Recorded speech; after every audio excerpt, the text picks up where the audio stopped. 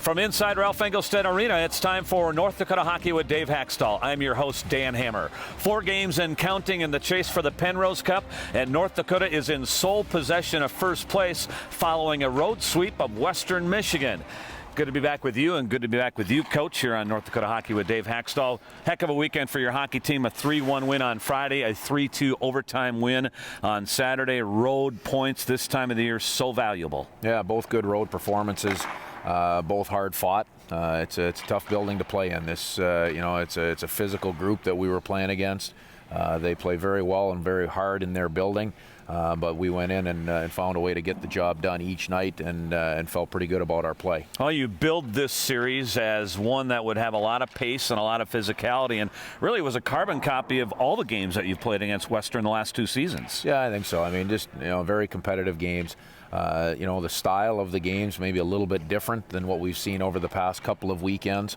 But when you look at these types of series, there's a lot of play in the trenches, and then there's two or three opportunities to make a difference in the hockey game, and we were able to make those plays. Yeah, you were able to make those plays, whether it was goaltender Zane McIntyre, whether it was game-winning goals from Drake Kajuli. You made those plays to get the road sweep. And when we come back, we'll take a look at Friday night's highlights.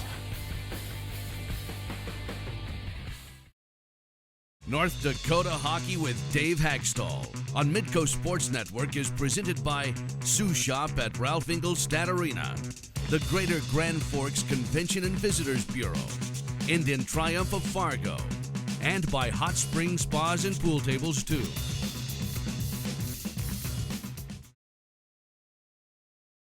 Welcome back. Dave, let's take a look at Friday night highlights here from the Lawson Ice Center in Kalamazoo. You build this again as a physical series, and actually a heavy series as you dubbed it, and it was. I mean, these are the 2 heaviest hockey teams in college hockey. Well, there's a lot of speed and a lot of physicality to this entire series. Right from the drop of the puck, we knew it would be that way. And I thought we got off to a good start on Friday night and got right into our mold and our style of play. Had a great chance shorthanded here early Friday night. Yeah, real good read by Mark McMillan to create this, and Mike Parks makes a pretty good play on the first breakaway, and Mark just can't quite get it up for the second opportunity. A little later, Connor Gorder, Brendan O'Donnell, Austin Pagansky with a rush up ice. There was a lot of congestion in front of both goaltenders throughout the series. Yeah, and I think you knew it was going to be that way, and as I said, I think you had to really stay simple. In this building, our game, we wanted to be moving straight forward, getting pucks to the net. It's exactly what we did there. Unfortunately, the whistle went split second, before the puck went in the net. It did. What did you think of the first period overall with your start here as you get a good chance from Nick Schmaltz on the end of a power play? Yeah, I was very happy with it. I thought, as I said, again, our readiness was good. Our mindset was good. Could have scored a couple goals early. Had one that was disallowed with the quick whistle, but stayed with it. And eventually, here's one of those game-changing plays. That's right. As you saw, Michael Parks chipping in the offensive zone, then Pullman setting up Mark McMillan. Yeah, it's just a matter of taking what's given. And there was a couple of good chip plays there, and then Pooley makes a great cross-ice pass, opening up and hitting Mark McMillan for the one-timer. 1-0 after 1. Move to the second period. You had to be pleased with the way your team matched Western Michigan's physicality in this hockey game. Yeah, I mean, we're a competitive group. We were playing against a physically very competitive group. That made for exciting hockey. Tough style to play against after coming off a couple of series that were much more wide open. Well, you just have to have a different mindset, and I think our guys were mentally very well prepared going in there, and we had a way that we wanted to go about our business, and we did that. Yeah, your defensemen this week played strong overall, don't you think? Yeah, I thought our group of 6 played very, very well. Under a lot of pressure of pucks being chipped in and getting your face pushed back in the glass, but still being able to make plays. I thought our guys were outstanding. Western Michigan had a push in the second period. They had 16 shots on net, but Zane McIntyre was backstopping you well here at this point. Yeah, Zane did a good job. I thought our guys around the crease did a good job helping him out with second pucks. But it always comes back. Some point on the road, especially in a building like this, it's going to come back to your goaltending, and Zane was outstanding. Yeah, so 16 saves in the period by Zane McIntyre. 20 combined minutes of power play in this game on Friday night. You had 13 minutes of power play, and you're going to get a power play goal coming up here. Drake Kajula inside from Nick Schmaltz. Yeah, you know, we had a great opportunity right there off of the draw, and when you have as much specialty team play as we had during this game, it's real critical to make a play, and right there you see us again, one of those plays, Nick to Drake, and a great finish. Yeah, 2-0 top shelf. Kajula picks there. Do you think you built on that goal then for the rest of the second period, even though Western Michigan outshot you overall in the period? Yeah, I'm not so as much worried about the shots in the second period. Yep. You know, it's just our overall mindset. I thought it was very good. We built the lead, which is critical to do in that second period. And we were ready to carry that through into a real good third period. Well, you really established, I think, play and took advantage of things in the third period by winning a lot of puck battles and creating space. Yeah, just simplicity of our game, the pace of our game. You know, again, it's about mindset and you know, knowing what you want to do going out there the next shift. And I thought we were very good in that area. You carry play in the third period, and then you're going to add to your lead here after some traffic in front of McIntyre in the defensive zone. Nick Schmaltz is going to move up ice here, and Troy Stetcher was calling for the puck as he was heading down ice, and Schmaltz will get it to him here. Well, doing a good job in the D zone, and you know, we might have got away with one at the top of our crease. It was that type of series, but a great attack play. Nick Schmaltz makes no mistake getting it to Troy Stetcher, and we've seen him ring a few of those off the bar. No kidding. You know, on this night, he found the back of the net, and it was a big goal. Yeah, since he's been back from injury, he has rung the pipe several times, and that's his first goal since early November to make it 3-0. How about Tucker Poolman in this hockey game and his ability to create havoc with his reach and his stick? I thought we saw it several times in this game. You saw him make the, you know, obviously a game-changing play for our first goal, but the number of forechecks that he created this weekend, the number of loose pucks that he created, you know, some of the havoc, as you call it, that he created, it was really important. Yeah, you'll see him create havoc here defensively, and then a little while later create again havoc with his stick and turn it into an offensive chance. Yeah, and he just, you know, Tucker has the ability to, you know, to really process the game and go out and make plays. 3-1 the final. So with your win and losses by Omaha and Miami, with this win, you move into sole possession of first place in the league. We spoke with Drake Kajula, Zane McIntyre, Troy Stetcher, and Mark McMillan following the win. Great road win, absolutely, and you know, we came out. They came out hard, and we tried to match that, and I think we did a good job doing that. And anytime you take a win on the road, no matter how it comes, it's always a good feeling. They're a big team. They throw a lot of stuff at the net and just try to kind of take care of the rebounds. And I think obviously our defensemen and forwards had a lot to do with that as well. Just clearing out second chance opportunities and just helped me out too. It was great. It was a man's game out there, obviously. You know, we stuck up for each other out there. They did the same thing for their team, so it was a hard game for both teams, and I think there's going to be some bruises. You know, they came out hitting hard, but I thought we did a great job replying. You know, we answered the bell. We didn't back down at all. We kept pushing the pace, and I think that's one of the reasons for our success tonight. Dave, a lot of MVPs in your game on Friday night, but again, Zane McIntyre's stretch there in the second period, I think, was real crucial. Yeah, I think goaltending is always going to be important. You know, when you go on the road, you know that you're going to have good pushes from that home team at some point in time. Zane just gives us such a good level of confidence back there. That's as important as any individual save. North Dakota grabs the series opener, sets its sight on the sweep. We'll take a look at Saturday's highlights next year on North Dakota Hockey with Dave Hakstol. North Dakota Hockey with Dave Hakstol on Midco Sports Network is presented by Sioux Shop at Ralph Ingolstadt Arena, the Greater Grand Forks Convention and Visitors Bureau, Indian Triumph of Fargo, and by Hot Spring Spas and Pool Tables too.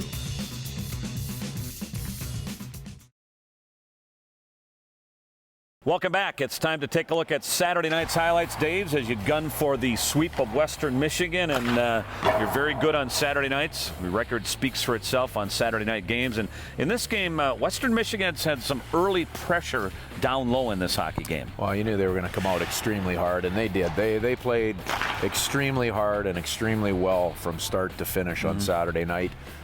We had to withstand some of that pressure early on and in a few other spots during the game. Yeah, you had to withstand some pressure on the Western Michigan power play, too. They entered the weekend as the top power play in the league. What did you think about your penalty kill overall, especially here in the first period with some important kills? Well, I thought the first goal of the game, again, was going to be important. I thought it was crucial to get this, not only the 5-on-4, but obviously the 5-on-3 penalty kill. Zane made a couple of good saves, and the guys in front of him did a real good job of giving him those front side saves. Yeah, you can see a lot of bodies again in front of Zane McIntyre. You hold Western Michigan just 1 goal and 8 power play opportunities on the weekend. They did outshoot you 9-3 in the first period, but again, Zane McIntyre was very good to get you going here. Yeah, and that was a 5-on-5 play that we just got a little loose on, and again, Zane is there to add a little bit of calm to the situation. No score after the first period on Saturday night. Then just 1:03 into the second period, Josh Pitt assessed a 5-minute major for boarding Michael Parks. So you go on the power play. Thoughts on your power play here as you generated 10 shots and 5 opportunities on Saturday night? I thought we had good opportunities. I thought we let Western Michigan off the hook with 4 or 5 soft plays on entry or in retrieving pucks. But overall, we did have some good opportunities. But, on a 5-minute power play, you want to get that momentum going your way early on in that 5-minute power play.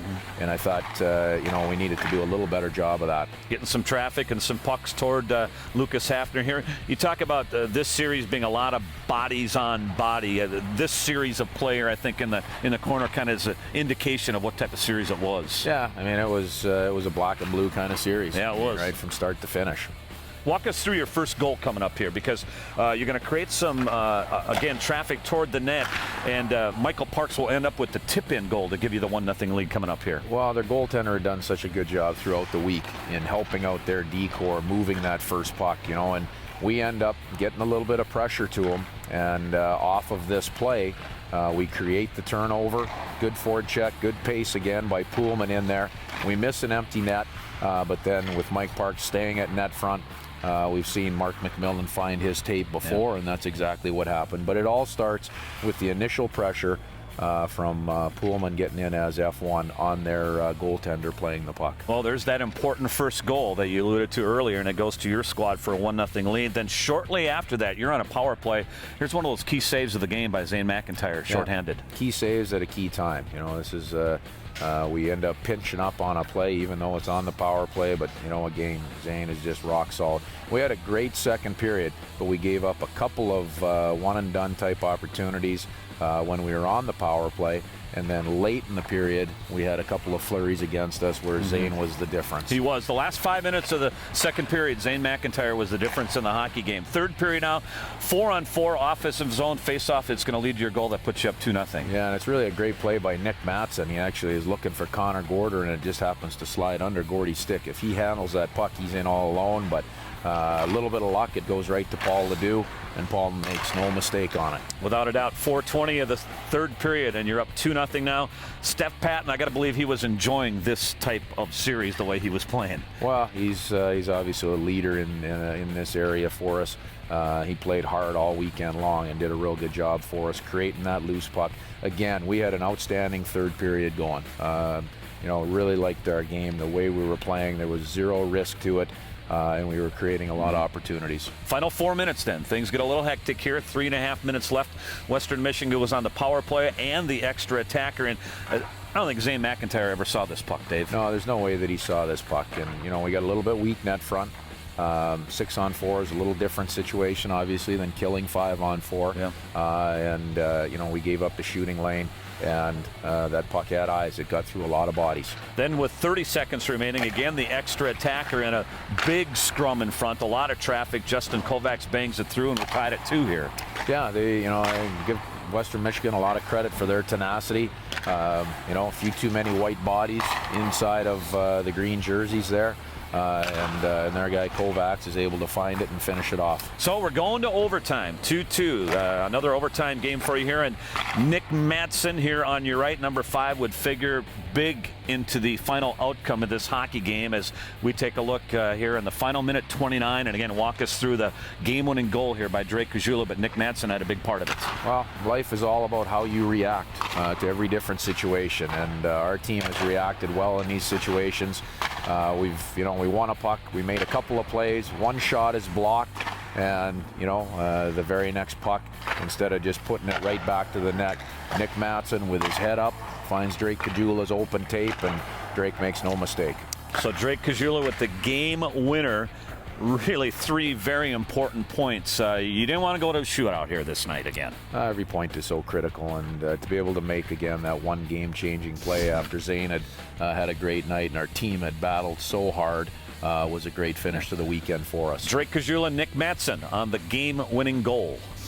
Tried to plant myself in front of the net, and Nick Mattson made a great heads-up play, a bit of a fake shot, and hit me alone in front of the net. And don't know how I got left alone there, but had some time and space and just tried to get it up over the goalie's glove, and I think it bounced off the cuff of his glove and went in on the other side of the net. The puck kind of squirted out to me at the point, and the guy came out pretty hard, and I didn't think I was going to be able to get it through him. And I saw Drake kind of pop out, and just tried to slide it to him, and he made a great play bearing it.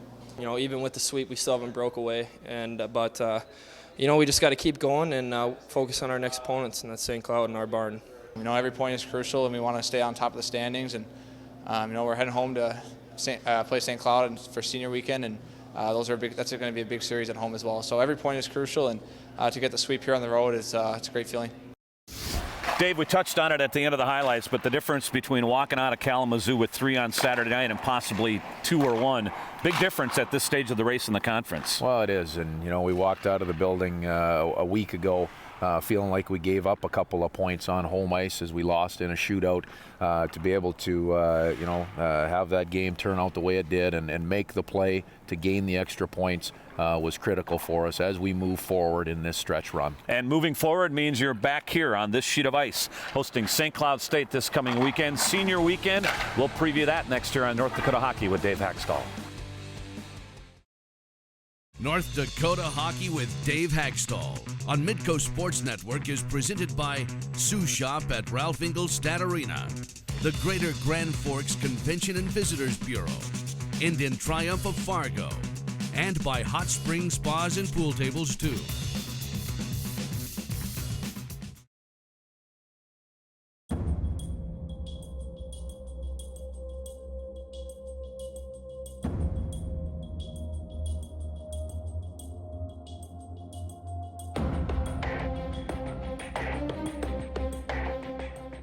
Welcome back, Dave. Let's complete the chat on the weekend series. All 3 of Western's goals were extra attacker goals. Is that an area you can work on? Yeah, there's no question. That's an area of detail that we have to nail down and do a little bit better job on.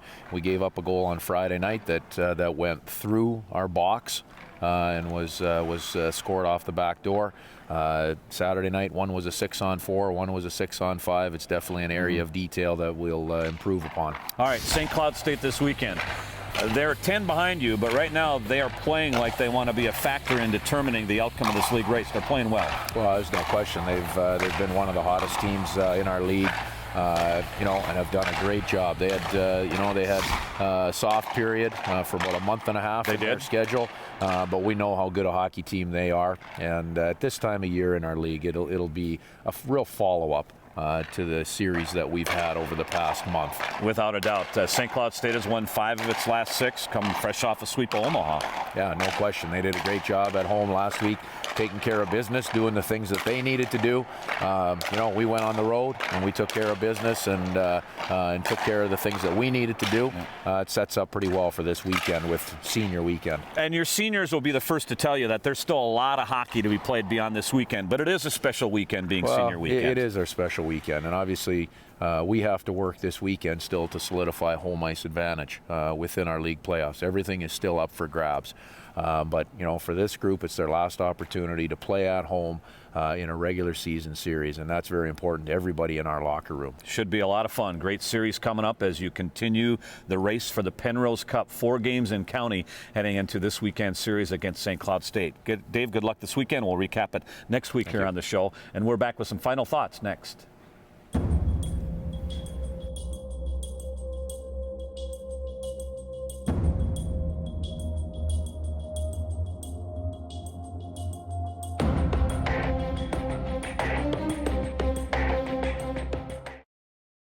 North Dakota Hockey with Dave Hakstol on Midco Sports Network is presented by Sous Shop at Ralph Ingolstadt Arena, the Greater Grand Forks Convention and Visitors Bureau, Indian Triumph of Fargo, and by Hot Springs Spas and Pool Tables too.